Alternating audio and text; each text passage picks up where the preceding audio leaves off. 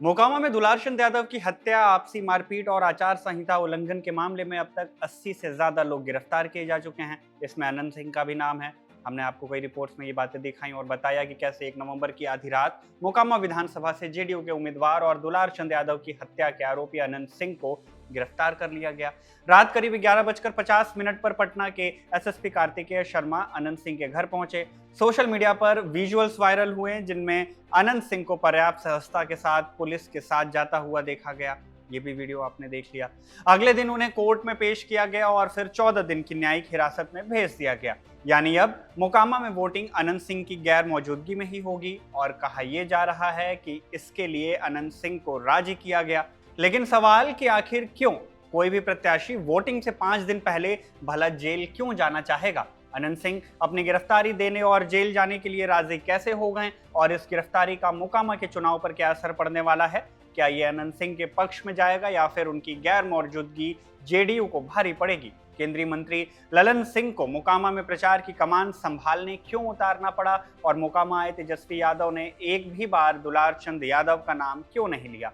सवाल तेजस्वी की चुप्पी पर भी है और एक बयान पर भी जिस पर असदुद्दीन ओवैसी भड़क गए। इन सवालों पर चर्चा करेंगे इलेक्शन वॉच के इस अंक में। नमस्ते, मेरा नाम शुभम है और आप देख रहे हैं बिहार इलेक्शन पर हमारा स्पेशल प्रोग्राम इलेक्शन वॉच। हाँ, यहाँ चौंकाने वाली बात नहीं है। एक हत्या के आरोपी जिस पर पहले से करीब 3 दर्जन आपराधिक मुकदमे चल रहे हैं, उसे उसकी सहमति के बाद गिरफ्तार कर लिया गया। ऐसा तमाम मीडिया रिपोर्ट्स में दावा किया गया है और इसी से आप अंदाजा लगा सकते हैं कि राजनीति को साफ सुथरी बनाने का वादा करने वाले राजनीतिक दल इसके प्रति प्रतिबद्ध है। दुलार चंद यादव की हत्या के बाद इलाके में तनाव का माहौल है।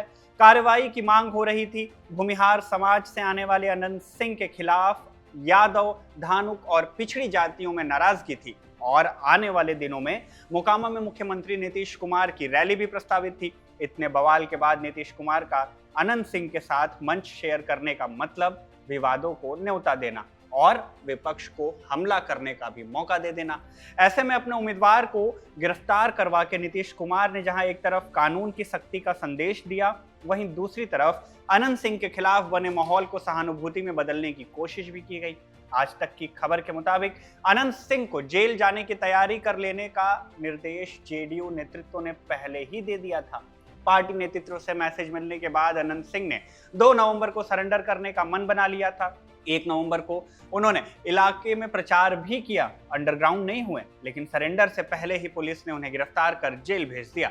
लेकिन पार्टी ने अनंत सिंह को अकेला छोड़ भी नहीं दिया है। अनंत सिंह के जेल जाने के बाद प्रचार का मोर्चा जेडीयू के वरिष्ठ नेता और केंद्रीय मंत्री ललन सिंह ने थाम लिया है। ललन सिंह मुंगेर लोकसभा सीट से सांसद हैं और मोकामा विधानसभा भी इसी सीट के अंदर आती है। एक सभा को संबोधित करते हुए ललन सिंह ने कहा कि मोकामा में अब हर व्यक्ति अनंत सिंह बनकर चुनाव लड़े। ललन सिंह ने कहा कि जब अनंत सिंह बाहर थे तब हमारी जिम्मेदारी कम थी, लेकिन अब हमने खुद चुनाव की कमान संभालनी है। तो हम सबों का दायित्व है कि एक एक व्यक्ति अनंत सिंह बन के चुनाव लड़े।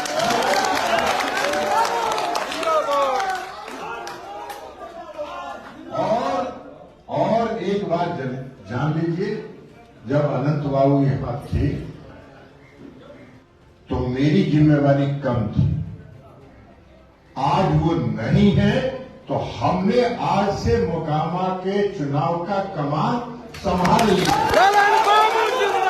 अनंत सिंह के पक्ष में खुलकर बैटिंग कर रहे ललन सिंह न केवल भूमिहारों को एकजुट कर रहे हैं, बल्कि पिछड़े वोटों में भी सेंध लगाने की पूरी कोशिश कर रहे हैं, जो दुलार चंद हत्याकांड के बाद से उनसे दूर जाता हुआ दिख रहा है। ललन सिंह ने कहा कि हमारी प्राथमिकता हमेशा से उन वर्गों की समस्याओं को हल करना रही है जिन्हें पर्याप्त प्रतिनिधित्व नहीं मिला है। ललन सिंह के कमान संभालने के बाद मोकामा की लड़ाई और दिलचस्प हो गई है, क्योंकि राजद ने भूमिहार समाज से आने वाले सूरजभान सिंह की पत्नी वीणा देवी को उम्मीदवार बनाया है। अनंत सिंह की ही तरह सूरजभान सिंह का भी लंबा आपराधिक इतिहास रहा है। वीणा देवी के समर्थन में महागठबंधन से मुख्यमंत्री पद के उम्मीदवार तेजस्वी यादव ने रैली भी की। हालांकि उन्होंने एक भी बार दुलार चंद यादव का नाम नहीं लिया।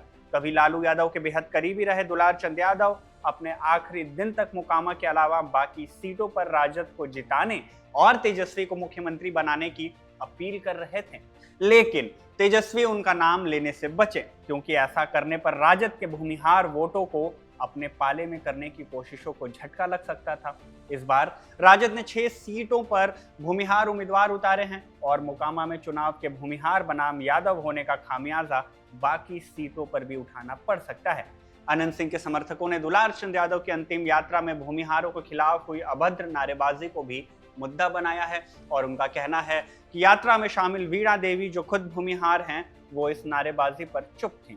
मोकामा में भूमिहार वोट सबसे बड़ी संख्या में है, फिर यादव और धानुक। संख्या के हिसाब से देखें तो करीब 80,000 भूमिहार, 45,000 यादव, 40,000 धानुक हैं। इन तीनों के अलावा 16,000 राजपूत और 14,000 ब्राह्मण वोटर हैं। इसके अलावा मुस्लिम और अति पिछड़ी जातियों के वोटर भी निर्णायक की संख्या में है, भूमिका तो है ही। भूमिहार वोटों पर अनंत सिंह की मजबूत पकड़ रही है, लेकिन सूरजभान सिंह के उतरने के बाद इसमें बंटवारे की उम्मीद की जा रही थी।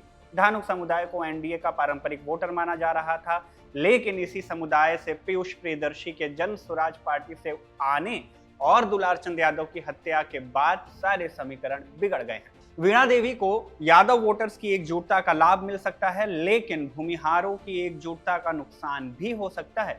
अनंत सिंह को भी भूमिहारों की एकजुटता का लाभ मिल सकता है, लेकिन धानुक और अन्य अति पिछड़ा जातियों के बिखराव का नुकसान भी हो सकता है। इन दोनों बाहुबलियों की लड़ाई में पीयूष प्रियदर्शी को इग्नोर बिल्कुल भी नहीं किया जा सकता। प्रशांत किशोर जिस तरह की साफ सुथरी राजनीति का वादा कर रहे हैं, पीयूष उसके पोस्टर बॉय हो सकते हैं। जात पात और अपराध के प्रभाव वाली राजनीति में एक पढ़ा लिखा और अति पिछड़ी जाति से आने वाला उम्मीदवार, लेकिन जो दुलार चंद यादव पीयूष प्रियदर्शी के साथ रहे, उनका इतिहास इसके ठीक उलट रहा। यही वजह है कि प्रशांत किशोर के दावों पर सवाल भी उठ रहे हैं। पीयूष प्रियदर्शी को 2024 में मुंगेर लोकसभा से बतौर निर्दलीय उम्मीदवार 15,000 वोट मिले थे।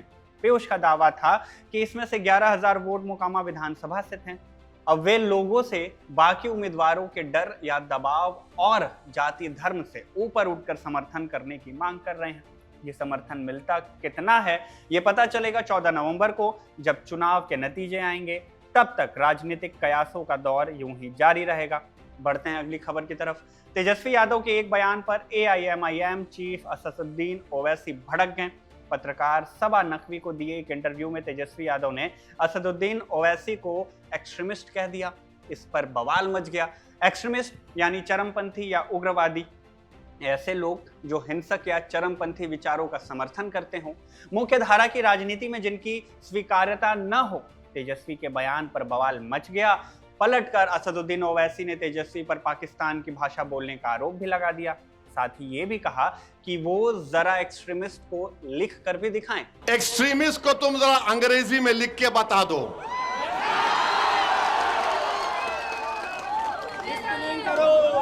हमको एक्सट्रीमिस्ट बोलता है, नहीं सुनिए, हमको एक्सट्रीमिस्ट क्यों बोलता है? इसलिए बोलता है कि मेरे चेहरे पे दाढ़ी है, सर पे टोपी है, मैं नमाजी हूं, मैं अल्लाह की इबादत करने वाला हूं, मैं किसी के आगे सर नहीं झुकाता सिवाय जमीन और आसमान के खालिक के, मैं किसी को मानता नहीं सिवाय अपने रब के, मेरी बीवी हिजाब करती है, मेरी बेटियां करती हैं, वो तमाम के तमाम कुरान की तिलावत करती हैं, मैं अपने मजहब पर फख्र से चलता हूं। तो ये बोलता है ये एक्सट्रीमिस्ट है। अगर ये एक्सट्रीमिस्ट है तो तेजस्वी सुन ले, कान को साफ करके सुन ले, मैं और मेरी औलाद सुबह क़यामत तक रहेगी तो हमेशा हम अल्लाह की इबादत करते थे, करते रहेंगे। हम कुरान को अल्लाह का कलाम मानते थे, मानते रहेंगे। हम रसूल अल्लाह सल्लल्लाहु अलैहि वसल्लम पर, उनकी अजमत पर अपना सब कुछ कुर्बान करते आए और करते रहेंगे।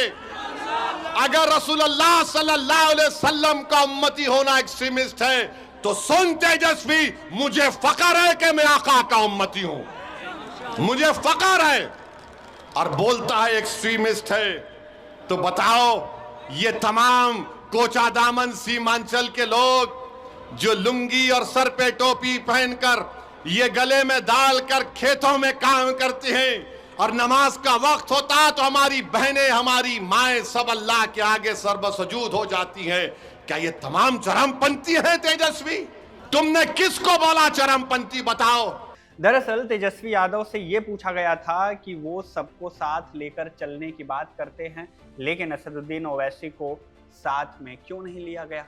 इस पर तेजस्वी ने ओवैसी को एक्सट्रीमिस्ट बताया। ये असदुद्दीन ओवैसी ही थे जिन्हें तेजस्वी यादव और उनके समर्थक 2020 में सत्ता के पास पहुंचकर भी न हासिल कर पाने की वजह मानते हैं। 2020 में असदुद्दीन ओवैसी की पार्टी को 5 सीटों पर जीत मिली थी। इन 5 में से 4 सीटों पर ओवैसी के उम्मीदवारों ने आरजेडी के कैंडिडेट्स को हरा दिया था। सारी सीटें सीमांचल से आई थी, जो कि मुस्लिम बाहुल इलाका है। 2011 की जनगणना के मुताबिक सीमांचल में 47% मुस्लिम आबादी है। बिहार में मुस्लिम समुदाय की औसत आबादी 17% की है। इसका मतलब कि चुनाव के लिहाज से ये पॉपुलेशन सीमांचल में डिसाइसिव और डोमिनेटेड फैक्टर है। सीमांचल की ये मुस्लिम आबादी 24 विधानसभा क्षेत्रों में फैली हुई है और इतनी सीटें किसी भी दल या गठबंधन को सत्ता में लाने या फिर बाहर कर देने के लिए पर्याप्त हैं। 2020 के चुनाव में जो घाव ओवैसी ने दिया था वो तेजस्वी भूले नहीं हैं। यही वजह है कि AIMIM की ओर से तमाम आवेदनों के बावजूद राजद ने ओवैसी को साथ नहीं लिया। ओवैसी ने भी हथियार नहीं डाले और 100 सीटों पर अपने उम्मीदवार उतारने का ऐलान कर दिया। अब तेजस्वी यादव के बयान को असदुद्दीन ओवैसी सीमांचल के लोगों का अपमान बता रहे हैं। तेजस्वी यादव के बयान का कितना असर पड़ेगा ये अब वहां के लोग ही बताएंगे और बता भी रहे हैं। सीमांचल और बिहार के लोग क्या कुछ कह रहे हैं ये जानने के लिए आप हमारी बिहार चुनाव की ग्राउंड रिपोर्ट देखना न भूलें। फिलहाल इलेक्शन वॉच की इस अंक में बस इतना ही। इसे लिखा हमारे साथी गौरव श्यामा पांडे ने, शूट किया सर्वेश ने। मेरा नाम शुभम है और आप देखते रहिए खबरगांव।